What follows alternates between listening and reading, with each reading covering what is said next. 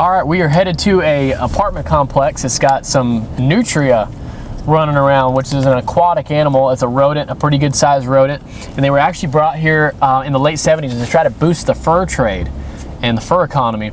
And the plan backfired. The fur industry ended up tanking, and the nutria population ended up skyrocketing because of how fast they procreate. So they do a lot of damage ecologically. They eat a lot of vegetation, local vegetation here, and they do a lot of erosion because they dig big funnel systems underneath the ground along ponds and rivers and creeks and streams. So we're gonna go ahead and get this nutria problem taken care of for this apartment complex. Let's do it.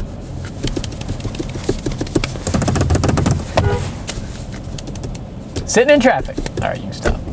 All right, so here we are, right on the back side of this apartment complex. There's a nice little pond right here, gazebo. It's a really cool little place to hang out. But these tenants said they've been seeing lots of nutria. They said they counted over 13 at one time.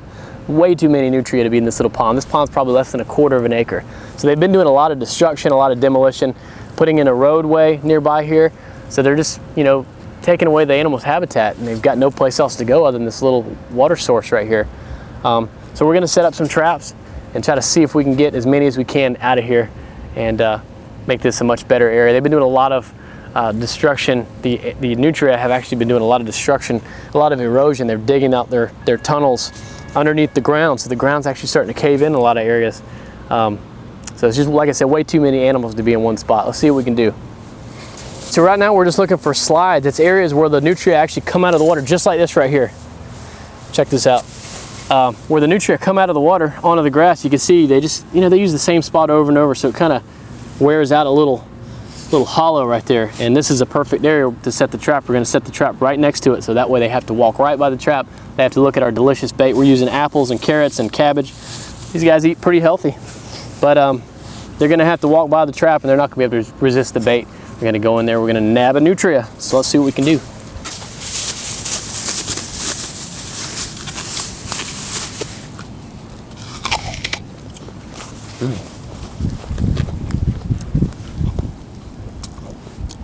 That's some pretty good nutria bait.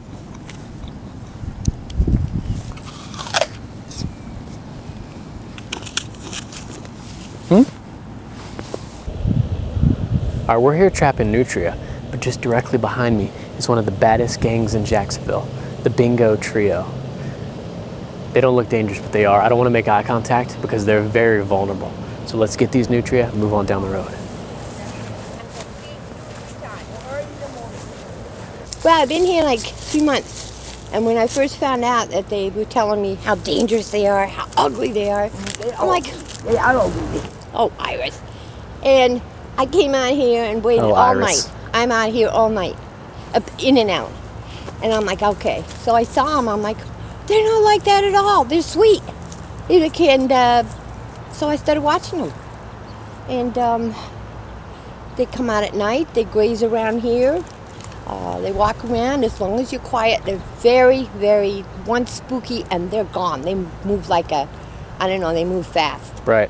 But I've been watching them, and they've been mating. And the mother here, oh shit, sorry, she is like massive. Like, and they come out on land, very smooth and sleek.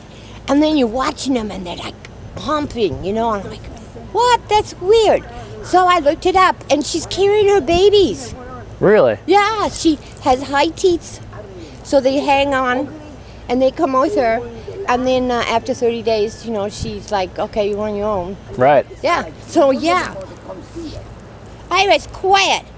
You haven't seen the male. I call him the grandfather because he is one. There, but makes a lot of noise over here. Yes. They cry. They were crying. Rah, rah, rah, rah, like that. They sound like a sheep. And the male, the Thanks, father. Iris. Right. All right, so the nutria aren't normally aggressive. They're not known to be aggressive, but you told me you saw something. Tell me about the cat. All animals, females or animals, are aggressive when it comes to their litter, right? Babies. And this one, it was a cat that comes around here every night, and he was sitting there like a fishbowl, you know, and you see the cartoons, and he's like playing or whatever. And I came out over there, and I'm standing watching it. All of a sudden, that cat just lit out, right across the path, right in front of me, and right after him, the Nutria just came out of the Chased water, the cat. chasing the cat. I'm like, oh. I Wow. just stood. I'm like, don't move, Colleen. He just like blew after the cat and then stopped and. That'd have been interesting to see a Nutria cat fight. No kidding. So we've got two Nutria in one trap. So let's check this out. We just set this trap yesterday, and we got the call that there was not only one but a double, and it looks like a couple young ones. Definitely a couple young ones. They're maybe about a month and a half old. They're not very happy, and so this is a semi-aquatic rodent, which means they spend the majority of their life in the water, but they do come up on land, and they're very interesting. They're native to South America, and you hear the noise that they're making, and look at those teeth. They are not happy. They can bite you down to the bone. You can see if you can get a. They're kind of like beaver teeth, yes ma'am. Yeah, they've got big orange nasty teeth, and see how he's showing me his teeth. That's kind of a defense mechanism. Yeah. All right, you all right in there? Oh, they're sweet. And see the webbed feet? Yeah, They're just made for swimming. Yeah, and they move. They're fast. They're very fast in the And water. they go underwater, and you know they can stay underwater for a while. And I did read up that their dens can be up to 15, 18 feet. Yes, And yeah, like- absolutely. And I'm walking here, you can feel where. Oh yeah, you can feel it. And if we get if you get a lot of water or get a lot of rain, we've had situations where people will have 10, 15 Nutria, and they think they're cute and they feed them and things like that. And then all of a sudden we get a big rainfall, and the whole entire ground just caves in from where their tunneling systems are. Their tunneling systems are probably right underneath where we're standing right now. So they do a lot of damage just because of their feeding and their digging behaviors, can cause a lot of destruction. Okay, but that male is like 3 feet, or if not more, from tail to tip. It's a big one. His head is like this, and you can tell the size with their heads when they're swimming. Well, that's what we're gonna go for next. Try to get the big male and female, And that the adults. I'm gonna put a bet that you don't get him. That guy is. How much you want to bet? I'll bet. I don't know, but. I bet you a Nutria sandwich. I'm just All right, kidding. I'll I'm just kidding. I'll try it as you do.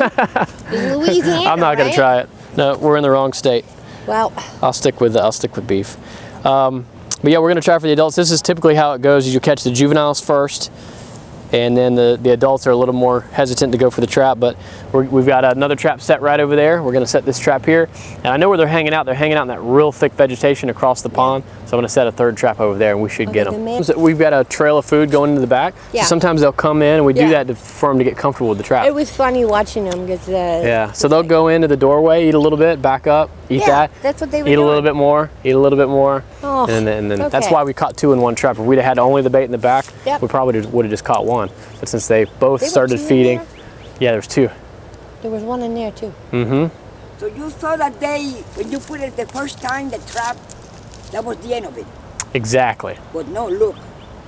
Right. they're too Exactly. smart. Yeah, they are smart, Yeah, Iris. I can't wait for him to get the grandfather. I made a wanna bet see- that he's I wanna not see going to the one get that him. comes here with the wave. He She made a bet that we're not going to get him, but Blah, blah, blah. I think we're going to win that bet. Yes, ma'am. Well, here's a card. Just give us a call if there's something in the trap. All right? cats. Yes, yes. Yes, ma'am. There are no raccoons Just around call us here. immediately when you see one in the we're trap. So far, I haven't- Call us when that big boy's in the trap. I will. I saw that the other Yeah. day, maybe that or an owl. The bingo Oh, trio. they're owls. Very late. They were hunting the babies. Who was? 2 owls right there for a couple nights. Really? I could not believe it. One finally, when mother moved off, No sudden movements. and It's the the one bingo finally trio. swooped down to cut the baby out from the water, and I got sick. I said, I can't watch this, and I went in because Wow. I thought they were going to get it. But then there was only She's one still owl. talking. There was only one owl after that, and I think the Nutria got one of the owls. Yes, ma'am. So I'm like, wow, those things are, they don't need Well, we'll be talking to you tomorrow. Bye. Have a great night. Thank you. Their prey will. This possum's playing dead right now. It's actually a defense mechanism. Cute little guy. He thinks he's tricking me, but I know what's going on.